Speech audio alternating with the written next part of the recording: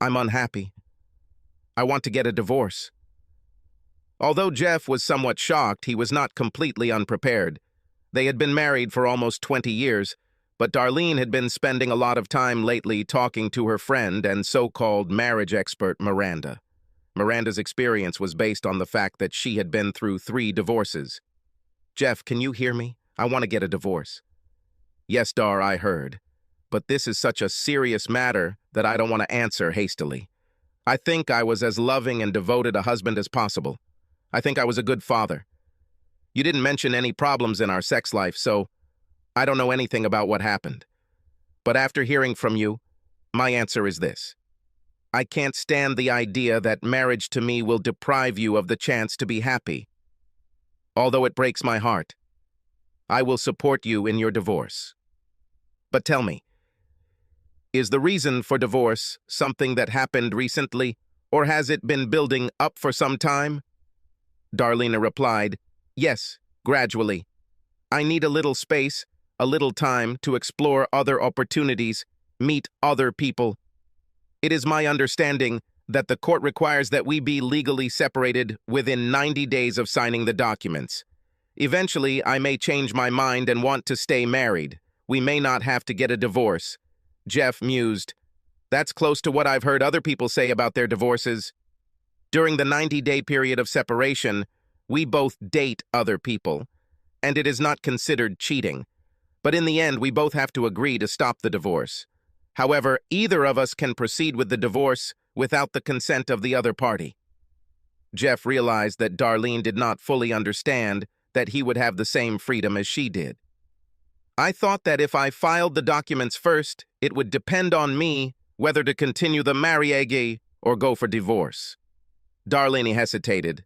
Jeff objected. I don't think that's right, but just in case, I'll also aptly so that we're on the same page. Isn't that fair? Ooh, I guess, Darlene stammered. Are you saying that you want to get a divorce? Obviously, I was under the wrong impression that I was a suitable husband, father, and lover. No, I don't want a divorce, but I won't stand in the way of your future. Honey, I never said that you were inadequate. You were a wonderful husband, father, and lover. I just want to experience something new and different, spend some time with other people. It might make me feel better. I just need some time. Being legally separated will give me this freedom. Darlene, the fact that you need more than I can give you defines my inadequacy. He was silent for a while, then continued. Have you already gotten a lawyer and completed the paperwork? She ignored his response regarding feelings of inadequacy. No, I don't have documents yet. I plan to use J.R. Lewis. He handled Miranda's divorces. So, Darlene confirmed the source of this idea of seeking something more for herself from her marriage. Well, I'll probably ask my cousin Sally to handle my part of the divorce. Sally? Bitch from hell? Dar, I know you don't like Sally, but she's a really good person. Her reputation as a bitch stems from her job. She truly fights for her clients, whether they are men or women. Ironically, after the last family barbecue, probably because she had had too much to drink, Sally volunteered that if I ever needed a divorce lawyer, she would handle it for free. Wow, Jeff continued. We have something to talk about. I propose that you spend the next 2 weeks preparing for your divorce. This way we can begin our separation on the 1st of the month. This is fine. Maybe. I don't understand why we have to do anything before the separation is over. Jeff explained. Well, I guess the purpose of the separation is to see what it's like to be divorced so we can decide if we really want a divorce. This means that the period of separation should be practice, so to speak, for what life will be like after the divorce, or we won't figure anything out until the divorcee. It can get quite messy. Does this make sense to you? Maybe. I really didn't think about it. Darlene's resolve was weakening. I'll tell you what. Why don't we go into the kitchen, grab a notepad, and start planning out everything we need to do? I'll put on the coffee. With these words, Jeff got out of bed and headed to the kitchen, leaving Darlene in thought. By the time Darlene got to the kitchen, the coffee was already boiling and Jeff was scribbling on a notepad. Okay, Jeff continued. There is so much to think about that it is difficult to decide where to start. I think we need to talk about children first. What are you talking about? Well, we'll have to tell them what's going on, and we'll both have to say the same thing and try to make sure they don't think our divorce is their fault. Darlene became very worried. Both girls were very emotional and might not take the bad news well. I don't understand why we need to tell them so much. Can't we just wait 90 days and maybe we won't have to tell them anything at all? But, dear, how will you explain to them when they ask, "Why doesn't Dad live here anymore?" But, "Why don't you live here?" We will still be their mother and father. I figured that you would continue to live here during the separation, and that we could go out occasionally without disrupting the children's lives. I don't think this will work, Dar. First, it would mean that we would have to coordinate our dates. One of us might get angry at the other if one of us wants to go on a date one night and the other says it's inconvenient. We might think that the other is trying to keep us from dating. Most importantly, how are you going to experience what it would be like after the divorce if you behave the same way as you do now? Additionally, children may guess or hear from others that we have been seen hanging out with other people. We must tell not only the girls but also all our relatives and friends. Otherwise, they might think that we are cheating on each other. The worst thing is that I'm afraid that no matter how we explain this to the children, they will probably think that it is their fault. It's unfortunate, but from what I understand from child psychology, it's impossible to stop children of divorce from feeling like it's partly their fault. We just have to make sure we say the same thing and really emphasize our love for them. They are good kids and they will probably adjust eventually, although it may require some professional therapy. Heck, they might even enjoy having extra grandparents from your new boyfriend and my new girlfriend. More gifts for birthdays and holidays. Of course, we will have to coordinate very closely where and when we hold birthdays, Mother's Day, Father's Day, Thanksgiving, and Christmas. We can barely do that now with only one set of grandparents. Besides, if I stay in the house, you'll have to meet your man at his place or at a fancy motel. It would be wrong for you or me to bring a lover home while the other is at home with the children. Also, we have to figure out what having two families means for our finances. Obviously, this will mean that we will have less money to live on, because we will add the cost of renting my apartment and utilities to our current expenses. You will have to get used to paying and taking care of everything that we now share together and I myself do for the family. Joint assets are usually divided 50-50. This means we will have to cancel all joint checking accounts, savings accounts, credit cards, and then file child support and child support. Fine. There is so much to do until the first day. Darlene sat there in shock. She didn't know what to say. Jeff continued, "I'll try to rent an apartment closer to work. This way the girls will have a bed when they stay over on the nights I have visits. The standard for visitation in most divorces is that the spouse outside the home can see the children every weekend and every other major holiday, unless the spouse at home agrees to more. Jeff, I expected you to date girls a lot more often. There is homework, sports, drama, and other events that they are used to. Both you and them seem to be enjoying their time together so much. Darling, I will try to be as much a part of their lives as possible. However, you and your boyfriend should be willing to take some of what I do. It's just reality. Weeknights for visits will be difficult because they would rather be home since they have school the next day. If I find someone else, she might have kids too, and I might have to help them with homework and extracurricular activities. You may have to help your new husband with the children. Then there's the problem of storing clothes and toiletries in two places, school transportation, since I may not live on a bus route for their school, and just a disruption to routine. It won't be easy for any of us. This is not going as Miranda promised, Darlene thought. She said her husband would give in at the mention of divorce and offer to continue doing everything he did for the family, but also allow her to date others on the side. I'm quickly losing control of the situation. Jeff, I'm shocked. I need to get some sleep. We'll talk again tomorrow. I go back to bed. You are walking? She was hoping he would come and she would try to use sex to get him to give in without all this taking responsibility and sharing the money. Sorry, honey, but I need to write down something else before I go to bed. You know how my brain works. The more we do before the first day, the better we will feel. Good night, darling. Darlene hardly slept. She needed to talk to Miranda and tell her about Jeff's unexpected reaction. Miranda would know what to do next. This confidence allowed her to finally fall asleep.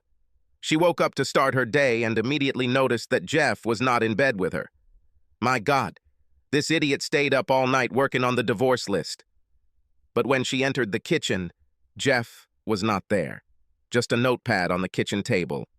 Darlene looked into the guest bedroom and found her husband fast asleep. She returned and started eating breakfast. While everything was getting ready, she looked at her notepad. Under the heading, Items to Change Liability were mortgage, homeowner's insurance, gas, water, electric, cable, cell phone, garbage, internet security, car payment, car insurance, health insurance, dental insurance, Amazon Prime, LifeLock membership, Life Flight Medevac, and the list went on. This was in addition to all the banking changes they were talking about last night. On the next page was a projection of his new expenses associated with his stay in the apartment, and a projected budget showing how much child support she would need to maintain her and the girls' current lifestyle. This meant they were short several $100s a month. He also compiled a list of ways to cut costs. Jeff will have to give up his favorite trips to Waffle House and Starbucks. He will be in a lot of pain, she grinned. Then added to that was her gym membership, the women's group she was in, and eating out more than once a week. He even listed some of the children's expenses, as some extracurricular activities included fees, uniforms, and other necessary materials to pay for.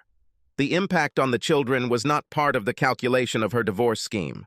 On another page, he had a list of things Darlene had to do, which included filling up the car with gas, regular car maintenance, calling a mechanic, calling a plumber, calling a heating and air conditioning repair service, mowing the lawn, washing cars, shopping for groceries, and etc. She had to put down the notepad. Damn it! Why doesn't Jeff act like he should and give me what I want? I need to call Miranda before Jeff gets up. Hello? Miranda? This is Darlene. We have to speak quietly because Jeff is sleeping next to us. How did it go last night? Miranda's voice expressed excitement and expectation of a positive response from Darlene. Instead of asking what he could do to make things better so I wouldn't divorce him, he agreed to the divorce and then started making a list of all the things he was doing now that I would have to do if let's get divorced. Jeff plans to rent an apartment and take care of the girls only every weekend. He says that we need to actually separate and act as if we are actually divorced so that we can make a more informed decision about whether or not to divorce after 90 days. He doesn't act like divorce really scares him. What should I do? Gift, gift, gift, stupid girl. He's just trying to deceive you. He's bluffing. There's no way he'll sign any real papers. It's a shame that he has to list all the little things he does to make you think you need him more than he needs you. Bottom line, you control the kids and the area between your legs. Only these two things will keep him in line. This is all talk on his part. Don't worry. Soon you and Robert will be doing Mamba in bed, and you will still have a husband and a home. I hope you're right and Robert is worth it. Well, Jeff hasn't actually done anything yet. I'll stay strong, at least until I see what he's really going to do. Thank you, Miranda. He gets up. I have to go. Hey, Jeff, do you want some coffee? Darlene asked nervously. Her husband staggered over to the coffee pot and said, Drinking coffee late last night wasn't a good idea. I hardly slept. Why didn't you come to bed? Well, I walked, but I didn't trust myself. What do you mean, honey? I saw you sleeping naked and I got very excited. You are still the most beautiful woman I know. I'm afraid I would suggest that if you allowed me to have sex, it would only be pity sex to ease my pain over the divorce proposal. I wasn't sure I wouldn't give up. Honey, we're still married. I am yours and only yours, at least until separation occurs. Can't we act like husband and wife until then? I'm afraid not. I am more confident than ever that separation activities must begin as soon as possible. Although the official breakup won't start until the first of the month, it actually started the second you said, "I'm unhappy." It will be hard for me, but I really want to see you happy, even if I no longer play an important role in your life. Jeff, you always seem to forget. It's really just a separation, and we don't need to get a divorce. Relax. Give me a little time to find myself, and I'm sure we'll stay married, and it will be even better than before. I wish I could believe it. I decided to take the day off.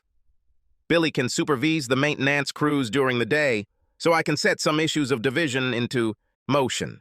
This doesn't take effect until the first of the month, so we'll have 90 full days where we can actually experience what it would be like if we got divorced. By the way, I'll get us both more cash than usual. You need to use cash until we can get our own credit and debit cards. Luckily, we both have separate checking accounts in addition to the large joint account. I will transfer half the amount from the joint account to each of our separate accounts. We must do this now so that we can receive new cards and checks by the first of the month. Tonight, I'll tell you what I did and what you need to do to gain control of your portion of the assets. Oh, you better hurry up so you don't be late for work. I will prepare the children's breakfast and take them to school. Darlene was not very good at her job as an office manager for a regional insurance office. Robert, as usual, came in to flirt. Tall, with dark, wavy hair and a smile that made women unbutton their blouses in the hope that he would stop and talk to them. After telling Darlene how beautiful she was and how underestimated she must be, he asked when they could go listen to beautiful music again. Darlene began to worry and told Robert that they would soon be able to be together in a more comfortable environment. However, today she will call him later near the elevator. When he left, her worries about being separated from Jeff were replaced by memories of kissing and caressing Robert during the all-too-short elevator rides they had taken in the last few months since he had come to work. When Darlene returned home from work, she saw evidence that Jeff had been there during the day.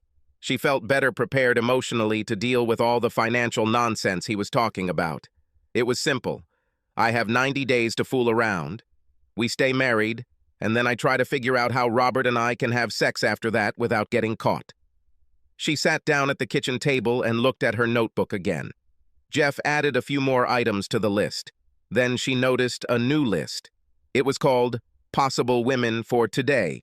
There were 2 columns, Women who have already expressed interest and Women would like to know if they are interested. The columns weren't long, but the names in the first column shocked her. One of them is her sister Erica. "This witch," Darlene called her immediately. "Hello, Dar," Erica answered. "How are you? How dare you try to steal my husband?" "Hey, slow down, girl. What are you talking about?" "Jeff made a list of women who told him they wanted to date him, and your name is on it. I don't know about the list, but I once told him, after I'd had too much to drink, that if he ever wises up and leaves your stupid, ungrateful ass, I want to replace you." "Wait, what's going on that he's showing you a list of women who want him? Are you saying there's trouble in paradise? Did you catch him, or did he catch you having sex with someone else?" "That's not the point. I just told him that I needed some space, some time for myself, to explore new relationships." "Here," Erica interrupted her. "Yeah, you're looking for it on the side. Who is he, or are there several of them?" "No, I haven't been close to anyone yet. Jeff and I will just go through the 90-day separation and then decide if we want to stay married or not. It's okay. Obviously, you have someone in mind, but I don't care. So you're telling me that someday soon you two will be legally separated, and if anyone wants to have sex with Jeff, there's nothing you can do about it. Let me know the date, and I guarantee that a second after midnight, I will be begging for a date and making it absolutely clear that my body is his to use the way he wants, and that I am not my sister, and I will be absolutely faithful to him until the end of her life. You better stay away from him, or what? You can't do anything if you have a legal separation. And the point is that you are the one asking for it. All these years, you've been bragging about what a good provider he is, what a good husband and father he is. Most of all, you talked about what a wonderful lover he is. And you want to throw it away? How can you be such a fool? Have you suddenly become blonde? Like I said, let me know as soon as it's free. This is the only time in our lives when I will be glad to receive help from an older sister. Bye. After the call, Darlene tried to calm down. It didn't help that she looked at the lists of women again. She saw Jenny, his secretary, a short single mother, absolutely gorgeous, but almost 20 years younger than Jeff. However, there she was, first on the list, which meant that she had expressed interest in dating her husband. Probably desperate for a sugar daddy to take care of her and the baby. There were 2 women on the list, one of whom was married. That's probably what the M next to her name meant. The other 2 names were other women who worked where Jeff did. She recognized several more names of women on the list. They were also from our area. Jeff did a lot of free work for neighbors. Although he had a degree in psychology, he worked as a laborer in college. He liked this work, and he developed his business so much that now he had 3 teams working under him. I think he was looking at the women's plumbing and also the plumbing in their homes. The 3 women on the list had no names, only the label waitress at Waffle House, barista at Starbucks, and clerk at Walmart.